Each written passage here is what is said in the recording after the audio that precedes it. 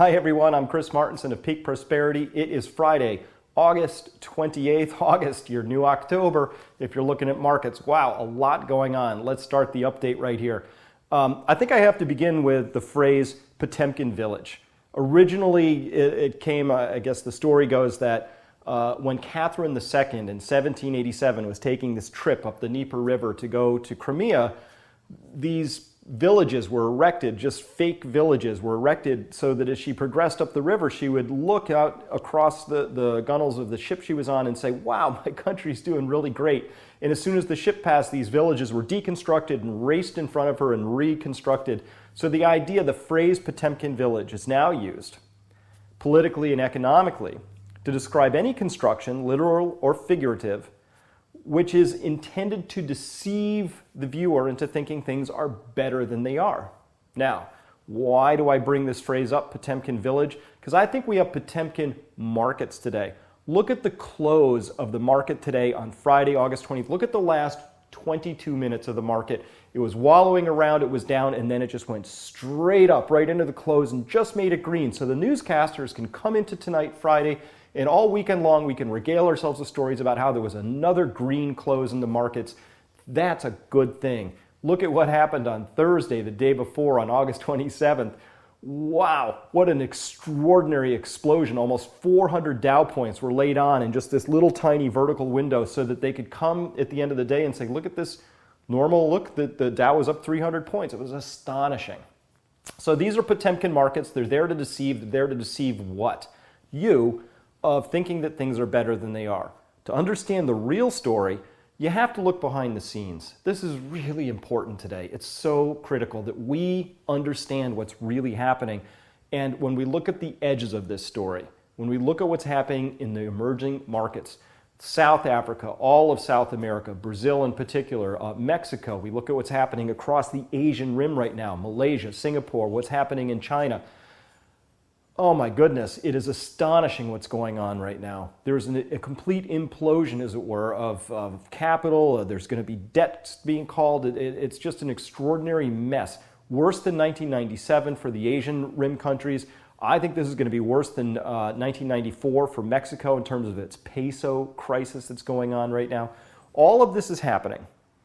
And instead of letting that sort of percolate through the markets, what we're being treated to in Japan, in the United States, in Europe, are these markets that magically recover out of nowhere with these astonishing bursts of activity. The kindest I can be is to say maybe this is what happens, or what we should expect in the late stage bubble. In which bubble am I talking about? The big one, the granddaddy.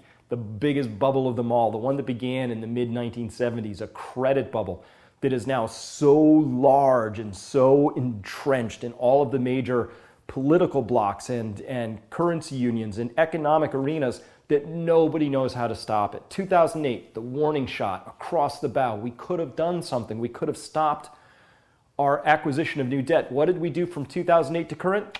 We tacked on another $57 trillion of debt at the last count. I'm sure it's higher by now. This is the story that needs to be told.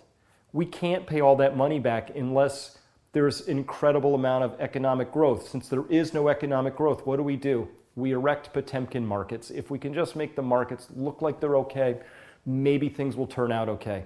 Literally, this is where we're at. And all you need to do, you need to look no further than today, Friday, to see that the Federal Reserve trotted out not one but two officials, one to make public statements in a press conference, a second in an article in the Wall Street Journal. Kosher Lakota and Dudley both came out. One said, Kosher Lakota was saying that he's in favor of more stimulus. He personally wouldn't vote for a rate hike.